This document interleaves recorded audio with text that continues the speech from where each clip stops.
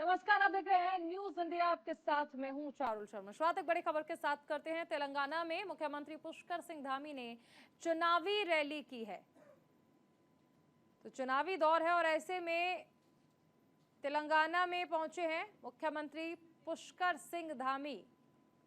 उत्तराखंड के मुख्यमंत्री पुष्कर सिंह धामी जो कि चुनावी प्रचार में लगातार व्यस्त नजर आ रहे हैं। फिलहाल तेलंगाना पहुंचे हैं और यहां पर सीएम धामी ने चुनावी रैली की है और विपक्ष पर निशाना भी साधा।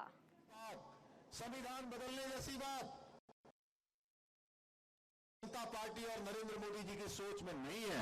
नरेंद्र मोदी जी की सोच और ओबीसी हमेशा से प्राथमिकता में रहे हैं। इसके लिए उन्होंने देश के अंदर अनेक योजनाएं लागू की हैं। भाइयों बहनों, जम्मू कश्मीर के अंदर 370 हटाने का काम हो, मुस्लिम बहनों को 3 तलाक से मुक्ति दिलाने का काम हो, या सर्जिकल स्ट्राइक करना हो, श्री राम मंदिर का निर्माण करना हो, या देश के अंदर सीएए का कानून लाया गया हो, आज मोदी जी के मार्गदर्शन में अनेकों कार्य हुए हैं। देवभूमि उत्तराखंड, जहां से मैं आप सबके बीच में आया हूं, हमने भी वहां ऐतिहासिक फैसला लिया है। उत्तराखंड देश का पहला राज्य है जहां पर यूसीसी का विधेयक एक कानून बन गया है भाइयों बहनों।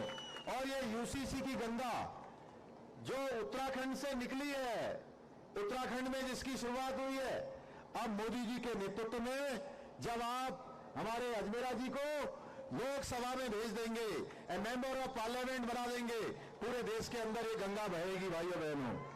हमने धर्मांतरण विरोधी कानून बनाया है, लैंड जिहाद के खिलाफ कार्रवाई की है। ऐसे कड़े निर्णय हमने लिए हैं भाइयों बहनों। एक तरफ मोदी जी है जो देश को जोड़ने की बात करते हैं, वहीं दूसरी तरफ कांग्रेस है जो देश को तोड़ने की बात कर रही है। कांग्रेस पार्टी भारत की एकता और अखंडता को खतरे में डालने का काम कर रही है। कांग्रेस के लोग आज देशद्रोह की भाषा बोल रहे हैं, आज पाकिस्तान की भाषा बोल रहे हैं भाइयों बहनों। वो कहते हैं दक्षिण को तोड़कर एक अलग देश बनाएंगे, लेकिन देश की जनता जानती है कि कांग्रेस के इन मंसूबों को देश की जनता कभी कामयाब नहीं होने देगी। भारत कोई मिट्टी का टुकड़ा नहीं है, भारत हमारी मां है, और मां के बारे में अगर कोई सोच ऐसी रखता है तो जनता उस पार्टी का इतना बुरा हाल करेगी कि वो जड़ से समाप्त हो जाएंगे भाइयों बहनों, पूरी तरह से नेस्तनाबूद हो जाएंगे। भाइयों बहनों, आप सबको याद होगा 2014 से पहले का समय, देश के अंदर रोज घपले हुआ करते थे, घोटाले हुआ करते थे, करोड़ों के घोटाले सामने आते थे। कभी कोयले का घोटाला होता था, कभी 2G स्पेक्ट्रम का घोटाला होता था, कभी कॉमनवेल्थ का। चलिए आगे बढ़ते हैं, चारधाम यात्रा की बात करते हैं। 10 मई से चारधाम यात्रा की शुरुआत हो रही है। ओंकारेश्वर मंदिर से भैरवनाथ की पूजा अर्चना जो है वहां पर शुरू कर दी गई है। 8 कुंटल फूलों से ओंकारेश्वर मंदिर की सजावट की गई। केदारनाथ के लिए प्रस्थान करेगी बाबा केदार की डोली।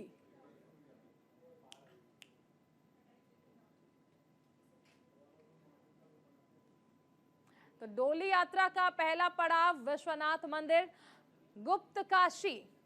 चारधाम में हेलीकॉप्टर से पुष्प वर्षा के बीच खुलेंगे कपाट। बद्रीनाथ केदारनाथ मंदिर समिति ने सभी तैयारियां पूरी कर ली हैं। विश्व प्रसिद्ध चारधाम यात्रा 10 मई से शुरू हो रही है, जिसमें सबसे पहले अक्षय तृतीया पर केदारनाथ के कपाट खुलेंगे। इस प्रक्रिया की शुरुआत ऊखीमठ के ओंकारेश्वर मंदिर में भैरवनाथ की पूजा से शुरू होती है। ओंकारेश्वर मंदिर में केदारपुरी के रक्षक बाबा भैरवनाथ की पूजा के साथ केदारनाथ के कपाट खुलने की प्रक्रिया शुरू हो गई। आज विशेष पूजा अर्चना के बाद बाबा केदार की पंचमुखी चल विग्रह उत्सव डोली निज धाम के लिए रवाना हुई और इसके लिए ओंकारेश्वर मंदिर को 8 कुंटल फूलों से सजाया गया है। बद्रीनाथ केदारनाथ मंदिर समिति ने इसके लिए सभी तैयारियां कर ली हैं।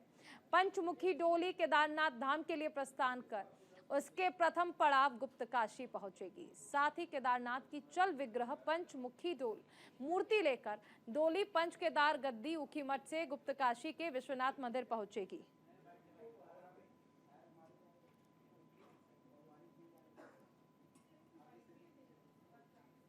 7 मई को पंचमुखी डोली गुप्तकाशी के विश्वनाथ मंदिर से चलकर फाटा में प्रवास करेगी और 8 मई को गौरीकुंड, 9 मई को गौरा माता मंदिर गौरीकुंड से चलकर शाम को केदारनाथ धाम पहुंचेगी।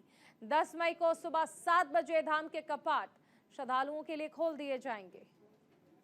तो 10 मई से देखिए चारधाम यात्रा की शुरुआत हो रही है। अक्षय तृतीया जिस दिन बाबा केदार के कपाट खुलते हैं।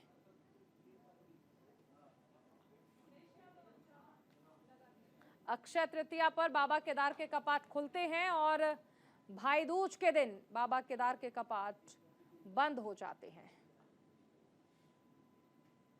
और देखिए हेलीकॉप्टर से इस बार पुष्प वर्षा के बीच बाबा के कपाट खुलेंगे।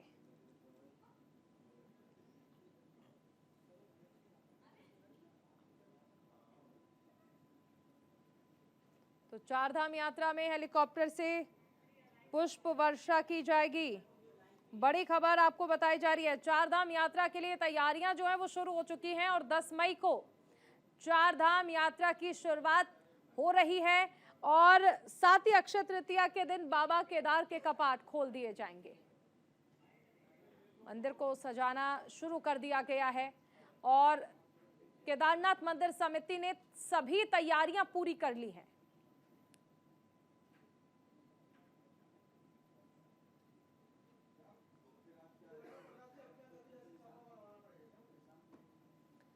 तो इस बार अक्षय तृतीया पर केदारनाथ, यमुनोत्री और गंगोत्री 3 धाम के कपाट एक साथ खुल रहे हैं और 12 मई को बाबा बद्रीनाथ के कपाट खुलेंगे। चारधाम यात्रा को लेकर तैयारियां पूरी हो चुकी हैं।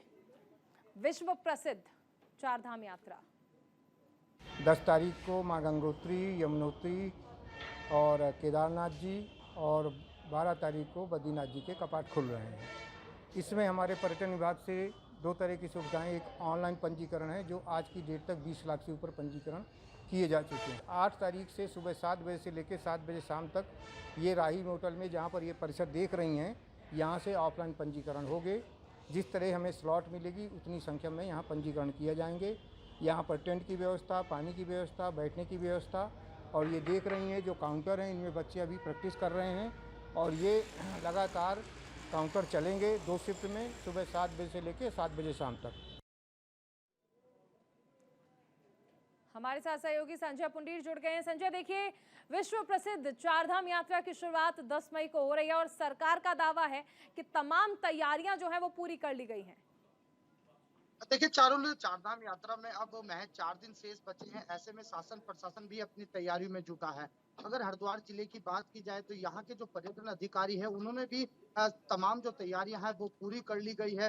हालांकि अभी तक जो रजिस्ट्रेशन है वो 20 लाख से जो आंकड़ा है वो पार हो चुका है। यानी कह सकते हैं कि जो रजिस्ट्रेशनों का है वो भी एक कहीं ना कहीं रिकॉर्ड कायम हुआ है और जून माह के लिए ऑनलाइन पंजीकरण लगातार किए जा रहे हैं और श्रद्धालुओं की सुविधा के लिए 8 मई से ऋषिकेश और हरिद्वार में ऑफलाइन पंजीकरण भी किए जाएंगे। यानी कह सकते हैं चारधाम यात्रा को लेकर प्रशासन पूरी तरह गंभीर दिखाई दे रहा है। हरिद्वार के जिला अधिकारी है, उन्होंने अपने अधिकारियों को दिशा निर्देश दिए हैं, व्यवस्था में कोई कमी ना हो इसके लिए तमाम अधिकारियों को भी लगातार कहा जा रहा है।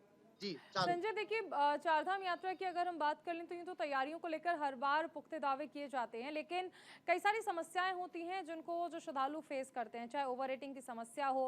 अगर आप केदारनाथ जाते हैं तो वहां पर घोड़े खच्चर को लेकर आप देखते हैं कि किस तरह से व्यवस्थाएं जो है वो बेकार होती है। पिछली बार तो कई सारे घोड़े खच्चर की मौत की खबरें भी आई थी। इसको लेकर क्या अलग से कोई गाइडलाइंस जारी की जाएंगी ताकि कोई असुविधा ना हो?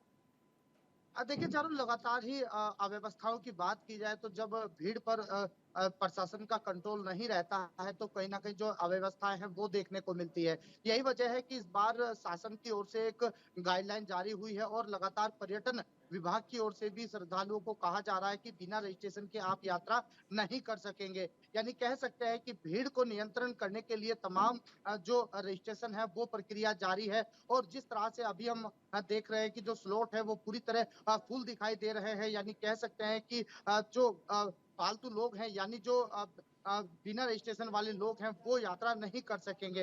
हालांकि समय समय पर जो जिला प्रशासन है, तमाम जो विभाग है वो भी लगातार श्रद्धालुओं की स्वयं सहायता करेंगे। इसके अलावा अगर हरिद्वार की बात की जाए तो यहाँ से जो श्रद्धालु होते हैं अपनी यात्रा शुरू करते हैं, क्योंकि चारधाम यात्रा को हरिद्वार का प्रवेश द्वार कहा जाता है। यहीं से ही जो श्रद्धालु होते हैं सबसे पहले माँ गंगा में आस्था की डुबकी लगाते हैं और फिर बद्री, केदार, यमुनोत्री और गंगोत्री की तमाम यात्रा शुरू करते हैं। चारू, चलिए आप बने रहिए संजय, आगे आपसे जानकारी लेंगे।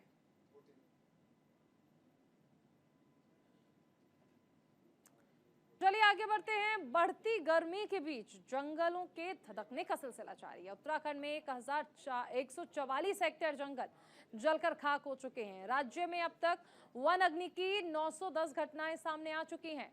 प्रदेश भर में 1438 फायर क्रू स्टेशन बनाए गए हैं। 3983 फायर वॉचर्स की तैनाती की गई है। गढ़वाल में 482, कुमाऊं में 355 वन अग्नि की घटनाएं सामने आ चुकी हैं। उत्तराखंड में जंगलों की आग बेकाबू हो गई है। जगह जगह सुलग रहे जंगल वन कर्मियों की परीक्षा ले रहे हैं। अब रिहायशी इलाकों में पहुंच रही है जंगल की आग, जिसने संकट बढ़ा दिया है। पौड़ी में आग धधकने का सिलसिला जारी है। गढ़वाल आयुक्त आवास और श्रीनगर के HNB के कुलपति आवास तक भी आग पहुंच गई है। सरकारी सिस्टम ने आग पर काबू पाने के लिए ताकत झोंक दी है। जंगलों के धधकने का सिलसिला कम नहीं हो रहा है। उत्तराखंड में इस फायर सीजन में अब तक 910 घटनाएं हो चुकी हैं। वन विभाग की ओर से जंगल में आग लगाने वालों की गिरफ्तारी और मुकदमा दर्ज करने की कार्रवाई की जा रही है।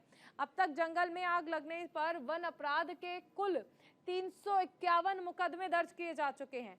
61 व्यक्तियों को गिरफ्तार किया जा चुका है।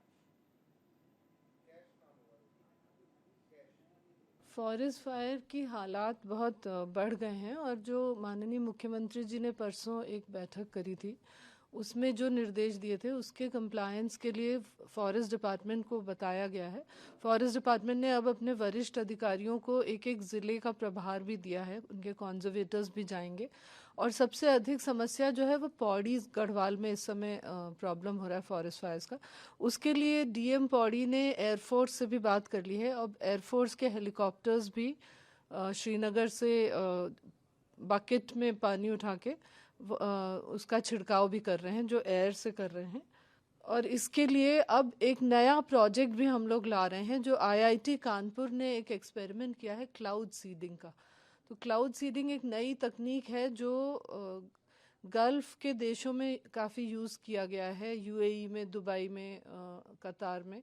तो अब हम लोग ये प्रयास कर रहे हैं कि उत्तराखंड में भी क्लाउड सीडिंग की टेक्निक से कुछ वर्षा का वो किया जाए, जिससे हम लोगों के फॉरेस्ट फायर्स कंट्रोल हो जाए। तो देखिए जंगल धधक रहे हैं और पहाड़ सुलग रहे हैं। जंगलों में आग की घटनाओं में लगातार बढ़ोतरी हो रही है। 910 घटनाओं में 1144 हेक्टेयर वन क्षेत्र जलकर खाक हो चुका है। 24 घंटे में प्रदेश भर में आग की 24 नई घटनाएं सामने आई हैं।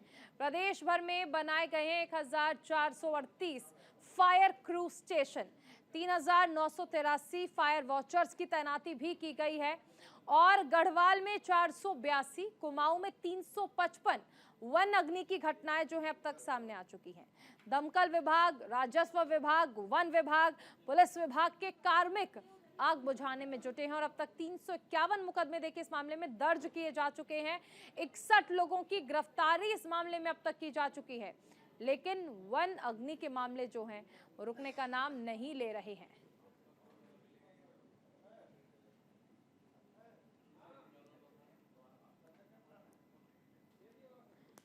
तो जंगलों की धधकती आग पर एक्शन लिया जा रहा है, मामले थमने का नाम नहीं ले रहे हैं।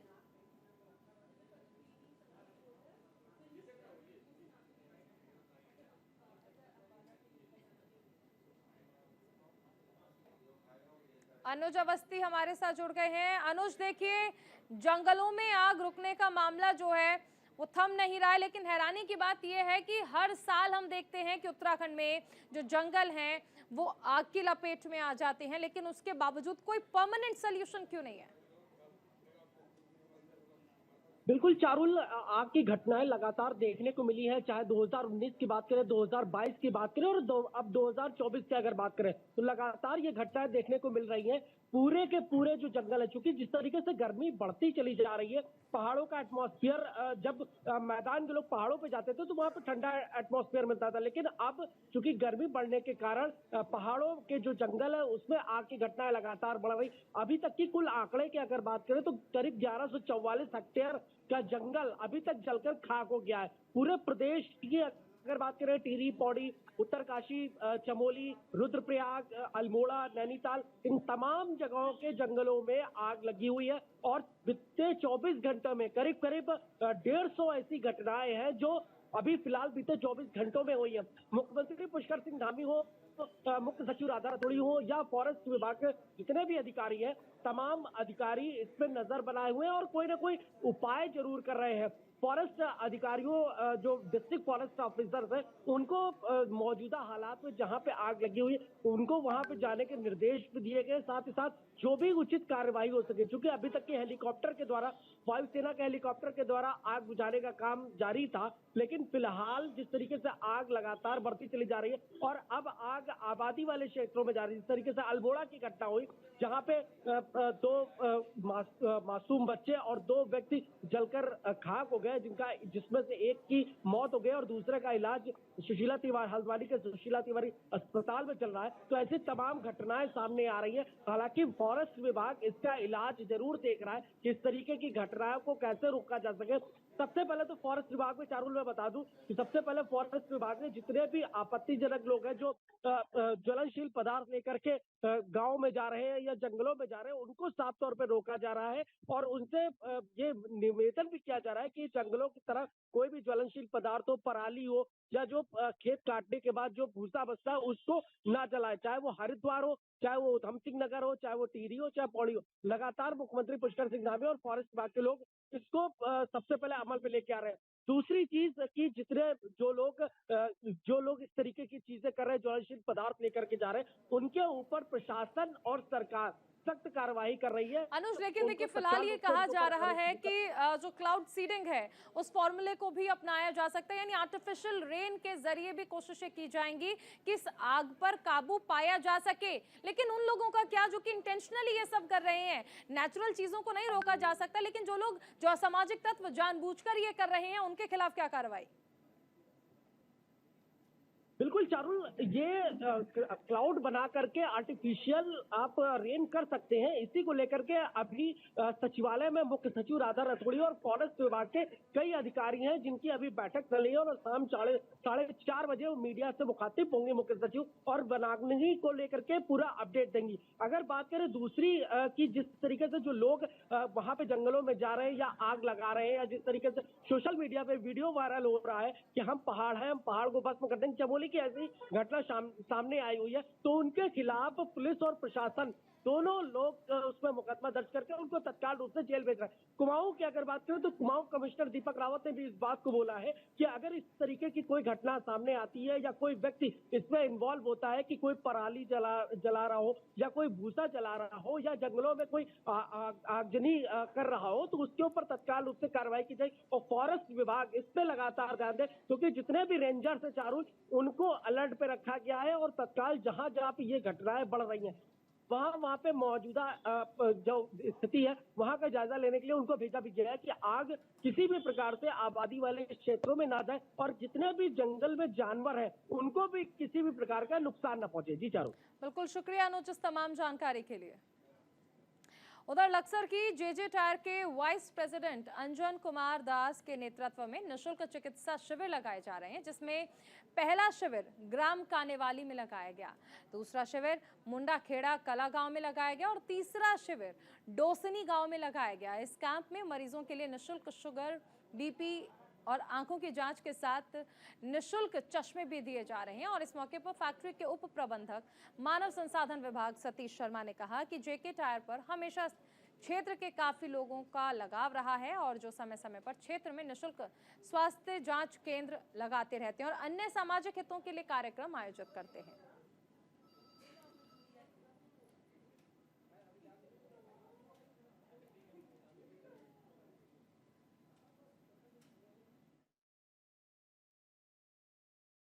आज बहुत अच्छी बात, खुशी का दिन है कि कैवेंडिश इंडस्ट्रीज़ द्वारा, जो जेके टायर के नाम से भी जाना जाता है, उनके द्वारा आज हमारी ग्राम पंचायत डोसनी में एक नेत्र शिविर और शुगर बीपी की जांच, निशुल्क दवाई वितरण आदि का कैंप लगाया गया है। मैं बहुत बहुत धन्यवाद देता हूं जेके टायर इंडस्ट्रीज़ को, कैवेंडिश इंडस्ट्रीज़ को, कि उन्होंने आज ये निशुल्क शिविर हमारे गाँव में लगाया है।